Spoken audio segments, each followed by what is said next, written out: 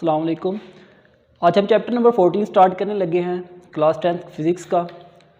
तो इसको समझने से पहले हम बेसिकली कुछ इसका बैकग्राउंड अंडरस्टैंड करेंगे। तो हमारे पास जब भी हम इलेक्ट्रिसिटी को स्टडी करते हैं तो हम उसको ब्रॉडली दो टाइप्स के अंदर डिवाइड करते हैं।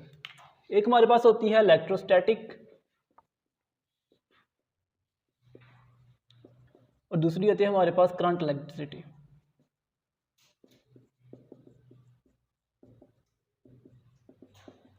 इलेक्ट्रोस्टैटिक जो होती है उसके अंदर हम चार्जेस को स्टडी करते हैं जो कि रेस्ट पोजीशन के अंदर होते हैं, और ये चैप्टर नंबर 13 के अंदर हम डिस्कस कर चुके हैं। जबकि हमारे पास दूसरी जो टाइप है वो है हमारे पास करंट इलेक्ट्रिसिटी। तो करंट इलेक्ट्रिसिटी जो होती है इसके अंदर हम चार्जेस को स्टडी करते हैं, ऐसे चार्जेस जो कि मोशन के अंदर होते हैं, वो अपनी एक जगह पे रुके नहीं होते बल्कि वो ट्रैवल कर रहे होते हैं। तो करंट इलेक्ट्रिसिटी को समझने से के लिए हमारे पास सबसे पहली चीज़ जो है वो हमारे पास है इलेक्ट्रिक करंट। हमें ये पता होना चाहिए कि हमारे पास इलेक्ट्रिक करंट जो होता है वो क्या चीज़ है। तो हमारे पास बहुत सी चीज़ें जो है हमारे पास हाउस होल्ड के अंदर, हमारे लाइट बल्ब हैं, हमारे फैंस हैं, मोटर्स हैं, ये सारी की सारी चीज़ें जो होती हैं ऑपरेट होती हैं किसके ऊपर ऑपरेट होती है, हमारे पास इलेक्ट्रिक करंट के ऊपर। और इसके अंदर क्या होता है, हमारे पास चार्जेस जो होते हैं वो मूव करते हैं, और उन मूविंग चार्जेस की एनर्जी को यूज़ करके हम कोई भी इफेक्ट जो होता है वो क्रिएट करते हैं। फॉर एग्जाम्पल हमारे पास लाइट बल्ब के अंदर देखा जाएगा तो हमारे पास जो इलेक्ट्रॉन की एनर्जी होगी या चार्ज कैरियर की जो एनर्जी होगी उसको यूज़ करके हम लाइट प्रोड्यूस करेंगे। जबकि अगर आपके पास फ़ैन की बात करेंगे तो फ़ैन के अंदर क्या होता है कि हमारे पास इलेक्ट्रिकल एनर्जी जो होती है वो कन्वर्ट की जा रही होती है मैकेनिकल एनर्जी के अंदर। तो बेसिकली इलेक्ट्रिक करंट जो है वो क्या चीज़ है।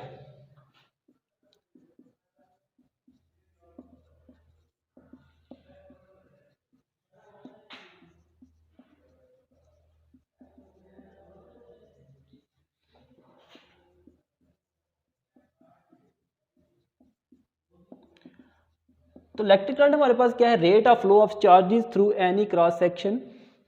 तो हमारे पास क्या है, कोई भी एक कंडक्टर है उसके अंदर से हमारे पास चार्जेस जो हैं वो फ्लो हो रहे हैं। तो हम अगर उसका टाइम नोट कर लें कि हमारे पास इतने टाइम के अंदर इतने चार्जेस जो हैं वो फ्लो कर रहे हैं, तो उस जो हमारे पास रेट आ जाएगा उस रेट को हम नाम देंगे हमारे पास क्या है, इलेक्ट्रिक करंट है।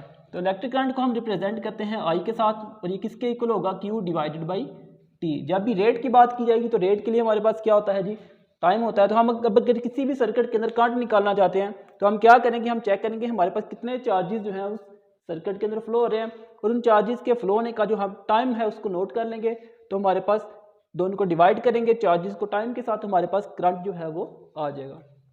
तो करंट को मेजर करने के लिए हम जो यूनिट यूज़ करते हैं वो होता है हमारे पास एम्पियर। एम्पियर को हम कैपिटल ए के साथ लिखते हैं। यहाँ पे क्यों हमारे पास चार्जेस हैं और टी हमारे पास क्या है जी, टाइम है। तो अगर मैं डिफाइन करना चाहूँगा हमारे पास एक एम्पियर का करंट जो है उसकी वैल्यू कितनी होगी, इसके लिए मैं क्या करूँगा, इस फार्मूला के अंदर मुझे चाहिए 1 एम्पियर। तो 1 एम्पियर किसके इक्वल होगा, 1 कूलम डिवाइडेड बाई 1 सेकेंड, क्योंकि चार्ज का यूनिट जो है वो कूलम है, टाइम का यूनिट हमारे पास सेकेंड है। तो यहाँ से देखा जाए तो हमारे पास क्या हो जाएगा, 1 कूलम पर सेकेंड। इसका मतलब है कि हमारे पास अगर किसी सर्किट के अंदर एक सेकंड के अंदर एक कूलम चार्ज जो है वो फ्लो कर रहे हैं, तो हमारे पास इस टाइम करंट जो होगा वो हमारे पास कितना होगा जी, 1 एम्पेयर होगा। दोबारा सुन लें कि हमारे पास एक ऐसा सर्किट जिसके अंदर एक सेकंड के अंदर एक कूलम चार्ज जो है वो फ्लो करता है, तो उस टाइम हमारे पास जो करंट की वैल्यू होती है वो हमारे पास होती है 1 एम्पेयर। अब अगर मैं करंट को डिवाइड करूँ तो करंट को हम दो टाइप के अंदर डिवाइड कर सकते हैं। एक हमारे पास होता है इलेक्ट्रॉनिक करंट, और एक हमारे पास होता है कन्वेंशनल करंट।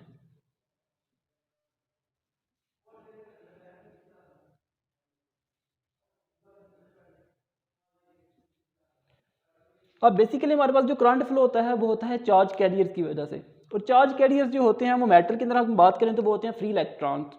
तो अब फ्री इलेक्ट्रॉन्स का कंसेप्ट जो था वो पहले टाइम के अंदर एग्जिस्ट नहीं करता था। तो जब हमारे पास एटम का स्ट्रक्चर जो था वो नोन नहीं था, उस टाइम हमारे पास जो करंट यूज़ किया जाता था उसको हम कहते थे कन्वेंशनल करंट। तो वो जो उस टाइम पे साइंटिस्ट थे उनको ये तो मालूम नहीं था कि हमारे पास जो इलेक्ट्रिक करंट होता है वो किसकी वजह से होता है, फ्री इलेक्ट्रॉन्स की वजह से, क्योंकि उस टाइम स्ट्रक्चर जो था वो नोन नहीं था। तो उस टाइम लोग ये समझते थे कि हमारे पास जो करंट होता है वो प्रोटॉन्स की वजह से होता है या पॉजिटिव चार्जेस की वजह से होता है। फॉर एग्जांपल मेरे पास अगर ये बैटरी है, इसका ये पॉजिटिव टर्मिनल और साथ में नेगेटिव टर्मिनल, तो इस साइड पे मैं अगर एक बल्ब अटैच कर देता हूँ,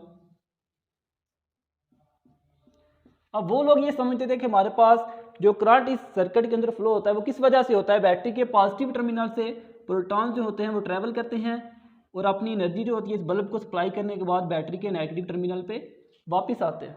तो इसको हम कहते हैं, हमारे पास ये कौन सा करंट है जी, कन्वेंशनल करंट है। कन्वेंशन इसलिए कहते हैं क्योंकि ये पुराने टाइम से है, कन्वेंशन है, इसको यूज़ करते आ रहे थे। लेकिन जब हमारे पास एटम का स्ट्रक्चर नॉन हुआ तो हमें ये बात पता चली कि हमारे पास जो करंट बेसिकली होता है वो किस वजह से होता है, फ्री चार्जेस की, फ्री इलेक्ट्रॉन्स की वजह से। अब फ्री इलेक्ट्रॉन्स जो होते हैं वो तो क्या करेंगे, बैटरी के नेगेटिव टर्मिनल से मूव करेंगे और बैटरी के पॉजिटिव टर्मिनल पे वापस आएंगे अपनी एनर्जी को सप्लाई करने के बाद। इसको हम कहते हैं, ये हमारे पास है इलेक्ट्रॉनिक करंट। ठीक हो गया जी। ऐसा करंट जो कि बैटरी के नेगेटिव टर्मिनल से इलेक्ट्रॉन्स निकलते हैं, अपनी एनर्जी सप्लाई करते हैं बल्ब को और बैटरी के पॉजिटिव टर्मिनल पे वापस आते हैं, इसको हम कहते हैं इलेक्ट्रॉनिक करंट। और यही बेसिकली इनफैक्ट होता है वो करंट होता है जो कि अब हमारे सर्किट के अंदर फ्लो होता है। लेकिन हम जब भी बुक के अंदर स्टडी करेंगे हम कन्वेंशनल करंट को ही यूज़ करेंगे। इसकी वजह यह है कि हमारे पास जब भी कन्वेंशनल करंट फ्लो होता है और साथ में इलेक्ट्रॉनिक करंट फ्लो होता है, दोनों का जो इफेक्ट होता है वो सेम होता है। फ़र्क सिर्फ ये होता है कि हमारे पास दोनों की डायरेक्शन जो होती है वो अपोजिट होती है। कन्वेंशनल करंट जो होता है वो बैटरी के पॉजिटिव टर्मिनल से नेगेटिव टर्मिनल की तरफ फ्लो करता है, जबकि इलेक्ट्रॉनिक करंट जो होता है वो बैटरी के नेगेटिव टर्मिनल से पॉजिटिव टर्मिनल की तरफ फ्लो होता है। लेकिन दोनों की वजह से जो एक्सटर्नल इफेक्ट क्रिएट होते हैं वो क्या होते हैं जी, वो सेम रहते हैं, उनके ऊपर कोई भी डिफरेंस नहीं होता। अब चूंकि ये कन्वेंशनल करंट जो है ये काफ़ी टाइम से हमारे पास यूज़ हो रहा था, तो हमारी काफ़ी सारी जो रिसर्च है वो कन्वेंशनल करंट के ऊपर बेस कर रही है। इसलिए हम उस रिसर्च को ज़ाया तो नहीं कर सकते, इसलिए हमने क्या किया कि हम अपनी बुक के अंदर अभी भी कन्वेंशनल करंट को ही यूज़ करते हैं।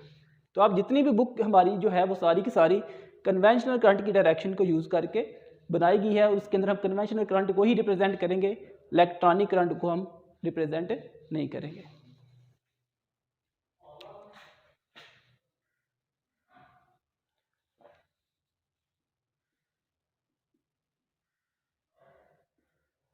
नेक्स्ट है जी हमारे पास ओम्स लॉ।